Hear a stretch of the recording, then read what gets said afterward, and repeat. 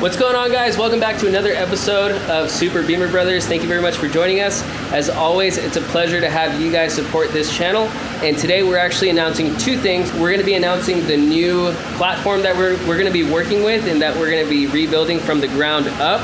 And we're also going to show you the new shop build, which is very exciting. It's, of course, another E30, except this one's going to be really special because it's an M50 platform E30. That's going to be a swap. So you can pick up an M50 either from an E36 or an E34. And of course, you know, we can discuss the variants because you can go with an M50 B25 or an M50 TU, whichever one you decide to go, or even an M50-2. But before we do that, I want to show you the chassis that we're working with because this is going to be the next shop project, and let's check it out. Behold, guys, this is the new E30 for the shop. As you can see, it's bare bones. We got it this way because we always like starting with a blank canvas.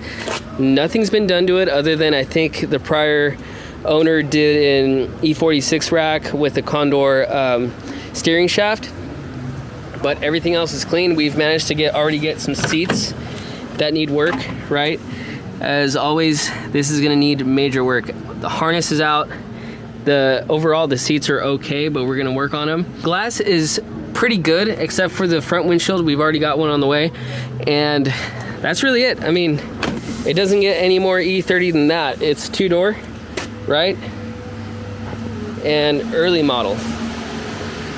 So,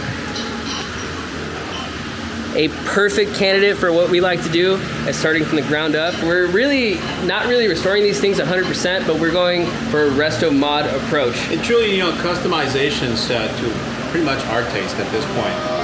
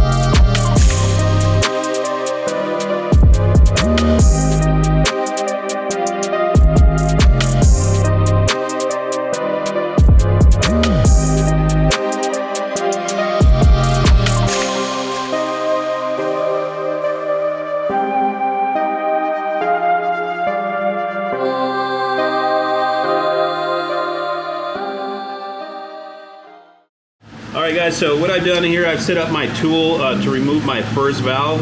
It's really important that you guys set this up properly. As you guys can see, this is like a crane-like mechanism. But what you want to make sure is that this is perpendicular so that you know, you don't act upon the opening of the spark plug. You guys will see that this shaft actually inserts onto the spark plug opening. And then here you have two retainers. One's aluminum for easy removal, and then the steel one that actually, you know, carries most of the weight. Main thing is to find the proper angle for you guys to push down that spring. Once you find the right angle, it should be pretty easy. Make sure that the shaft is fully tight. If it's not, you know, you're bound to run into trouble. You don't want, you know, 150 pounds of valve spring coming into your eye, right?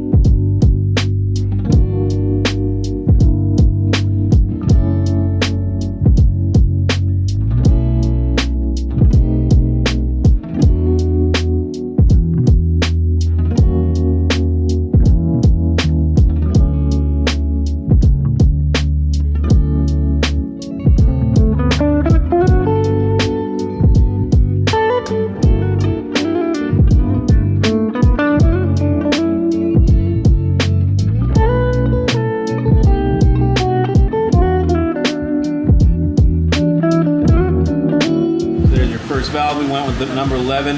Take a look at all that carbon deposit there that you can simply remove with a wire brush. The steel on these valves are, hardy enough where you can use a steel wire brush or even one of these guys to remove. You won't hurt it.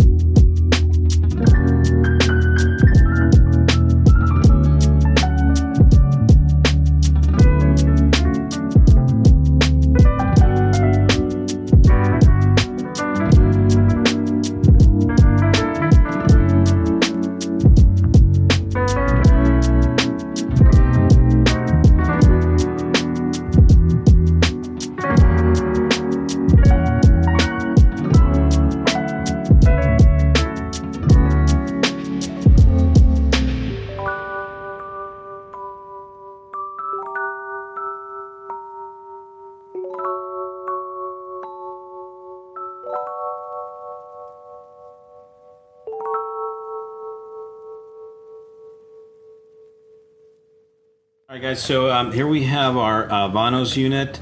Now, this particular VANOS unit is universal. Of course, for those of you guys that know, this comes in the M50TU single VANOS and the M52 engine. And so the infamous, VANOS rattle.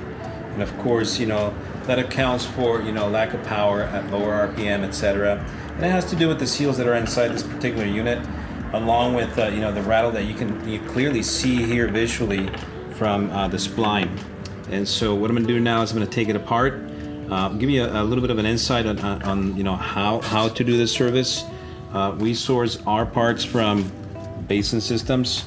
They provide us with 2 Teflon based O-rings, which seal the inside of the actual hydraulic unit, and of course also our metallic O-ring, which actually is a culprit for the rattling.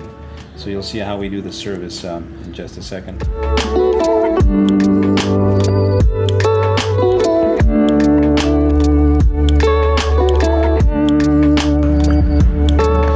when you pull this guy out, well, this one has a milky consistency. Maybe the head had overheated. You'll get this. The next step is to actually separate this spline from the actual unit. As you guys can see, this is one of the O-rings that needs to be replaced. The texture is relatively hard, so it's probably not sealing very well anymore. Inside here is nice to note that there's an Allen fitting. You guys can see that. And then on this side is an actual hexagon, which is actually not a nut, but it is part of the structural integrity of the unit. There's a socket that Basin Systems sells, which I'll feature in this video, which is going to help us remove this in order for us to take away the washer that I just showed you. So let's get to it.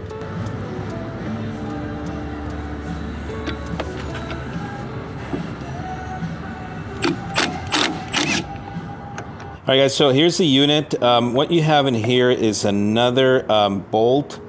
Now, I learned this the hard way because just like any novice or, a noob, you want to take things apart immediately just to see how things work.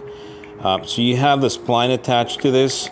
And by the way, this is actually what causes the rattle. You see how it kind of dangles like that. Once we rebuild it, you'll see how nice and straight that spline will be. Keep things in order. So as you guys can see, here's the cap that we just removed. All right, it comes with the washer. Kind of sticks with the oil. What I'd do is, take this out. Make sure you put it back in its original place. There's that. And then after that, there's another washer. And then you have the actual bearing. You can actually see it. You might be able to take it out. Kind of sticks with the oil. Anyway, so here's what's important about this. This bolt is reverse thread. Okay, now you may have to hold this once again with the vice grips, with those nylon clamps, just so you don't damage it. I'm gonna try to do it without it, but you definitely should.